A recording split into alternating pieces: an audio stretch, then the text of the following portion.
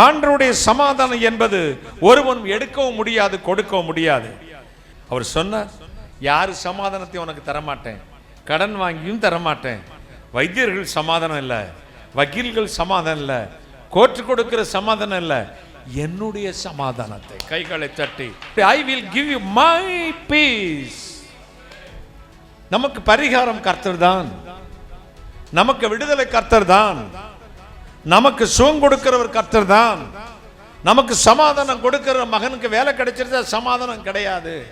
என் பிள்ளைக்கு கல்யாணம் பண்ணி வச்சுட்டேன்னா என் மண்டையை நிம்மதியா சாச்சிருவங்க ஐயா.